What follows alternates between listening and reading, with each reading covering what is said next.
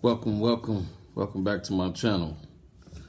Mr. Mental Health, please like, subscribe, comment, share. I need y'all support because I feel like this mental health movement is swept under the rug, but it's something that needs to be talked about.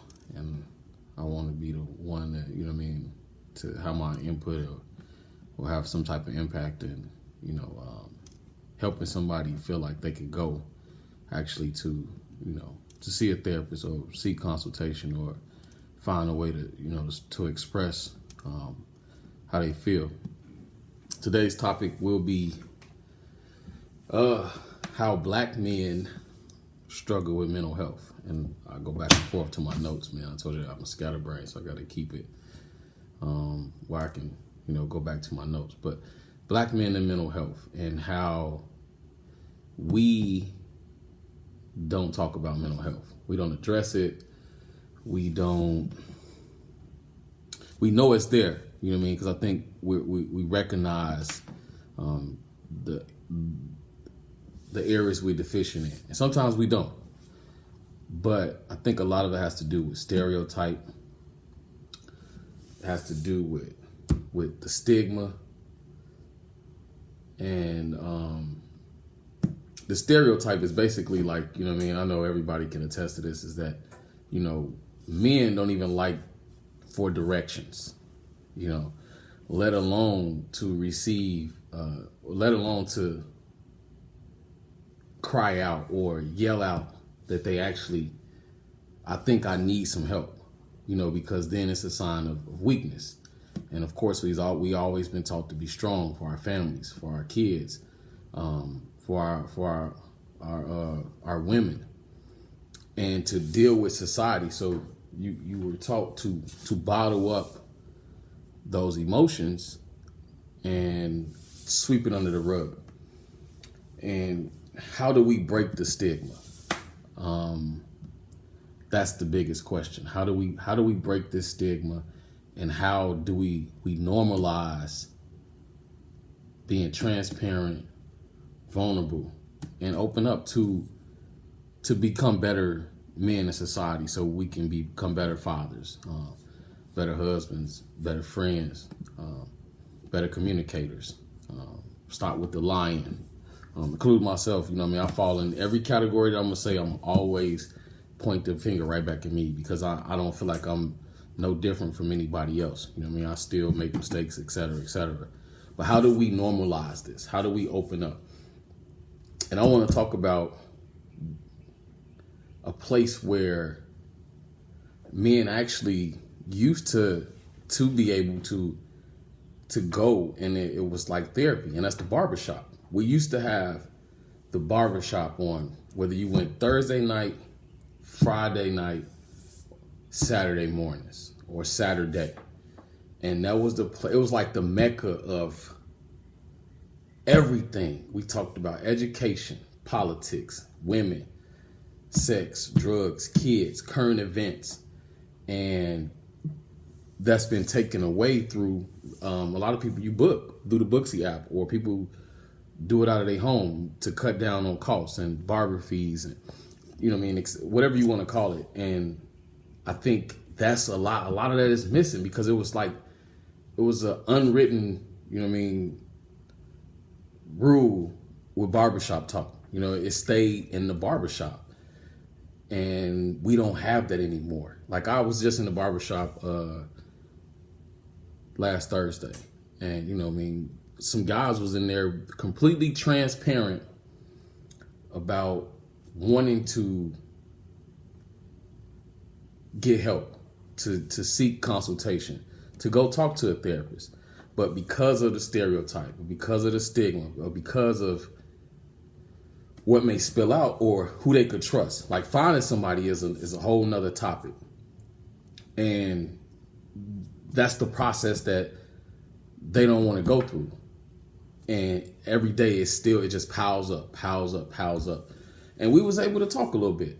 They was able to, and I'm pretty sure it wasn't a lot, but it was enough to where it's a cry out. Like, when guys say they need a vacation, when guys say they need this, when somebody says that, take heed to it. because it's real, and you don't just open up and say those type of things if you don't really mean it.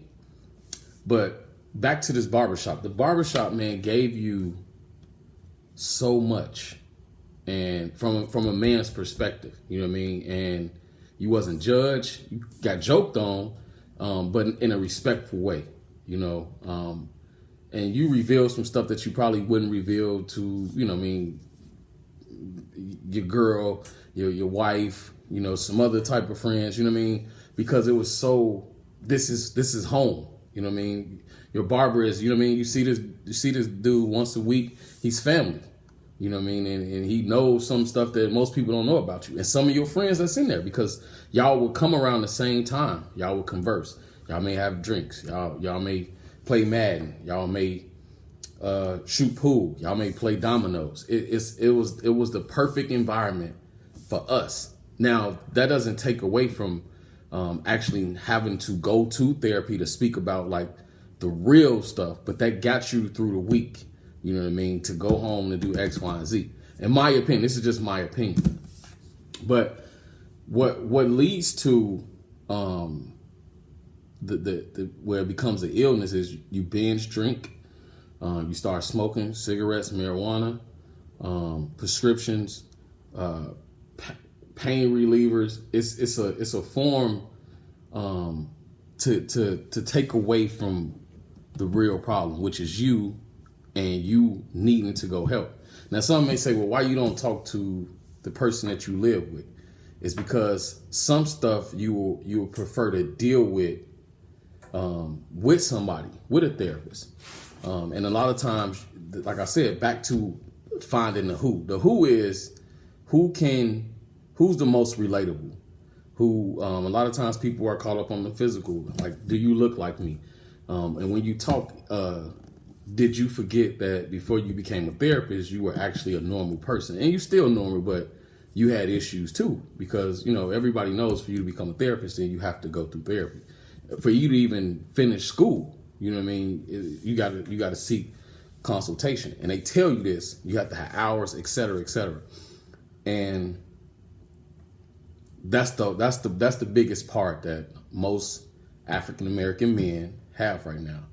The biggest struggle, I mean, is finding somebody who, look, I'm gonna sit here and talk, and I'm gonna sit here and reveal stuff about me, but I have to know, not that I trust you with this, but that on so many levels, you'll be able to guide me to where I want to open up more, to where I want to become a better man, to where I want to become a better father, to where I want to become a better business person, to where I want to become a better communicator. You want that guidance from these professionals.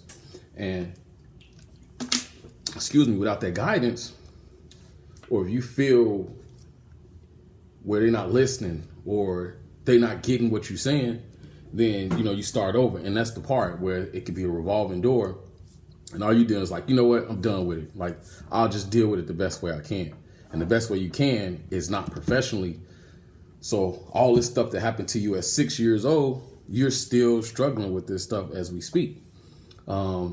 And then too, the biggest thing too, we ain't been taught to how to process our emotion. You know what I mean?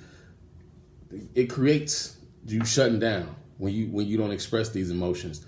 It ruins friendships. It ruins relationships, because the person is not about to deal with your anger, your rage, your aggression, and sometimes even violence, which is a whole nother topic. But they don't want to deal with this, and you shouldn't hold a gun to their head to make them deal with your issues. And that's what the problem is in amongst us right now. We're taking our anger and our frustration out on things that we don't know how to deal with people who we love.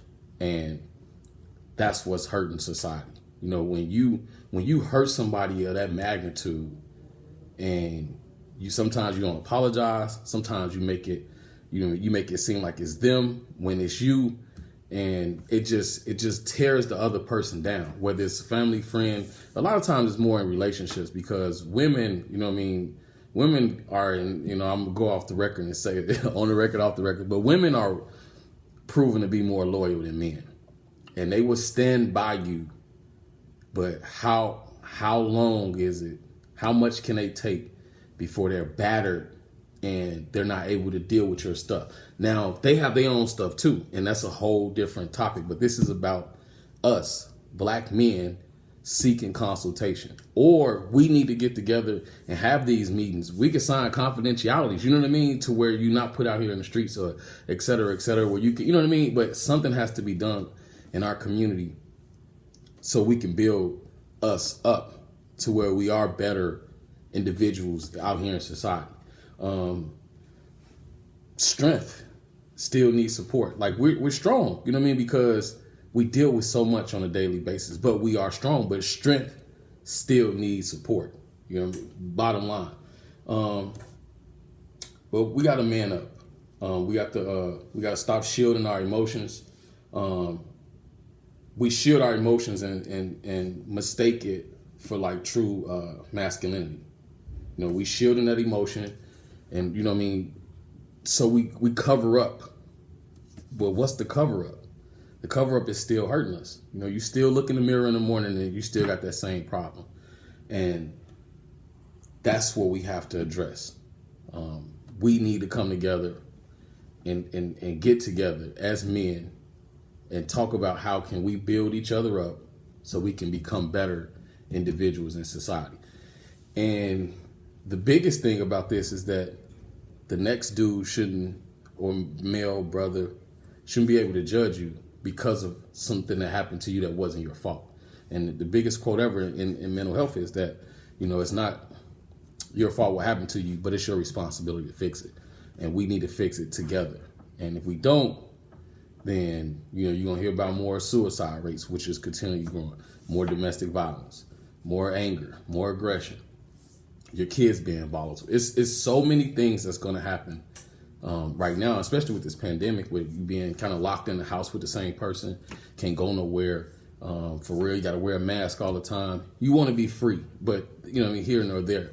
But we got to work on two of the biggest things that will make a woman want to stay if you're working on opening up. Well, three: opening up, transparency, and vulnerability. And if you could embody those three things, then you can work on your mental health to become a better person. So we need to get together as men, and whatever I need to do to coordinate it, I'm open for suggestions.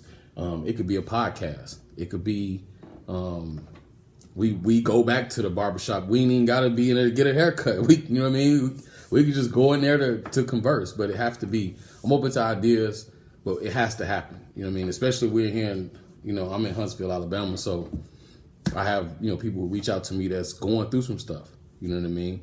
And we talk. You know what I mean? But it need to grow to where it's a brotherhood and not an illness. That's what we need to work on. Developing a brotherhood to avoid the illness so we can become better men, brothers, fathers, entrepreneurs. I mean, everything that you do, once you start lifting these burdens, you become free. And when you're free, you don't care about opening up or vulnerability or transparency. You don't care about that because you've grown. So you have your wings in those departments. Now it's time to move on to something else. But let me know what y'all think. Like, subscribe, comment. Thank you for watching. Thank you for all the support. You know, I do get a lot of support about, you know, people, you know, telling me I'm doing a good job. But thank you. Also, I've started doing some mental health Q&A. I'm going to change the name, but with the Alabama A&M students. Started off about 8 of us now. It's, you know, growing 15 to 20, where we get together 6 feet apart, mask up, and we talk about topics. You know what I mean? And it's good to see young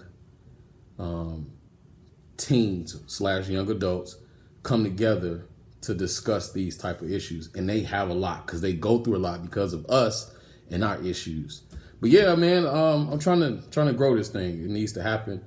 And, you know, hey, maybe I'm the one to push this to the next level. But thank you for watching. Like, comment, subscribe. Mr. Mental Health. I'm out. Y'all enjoy. Be safe. God bless.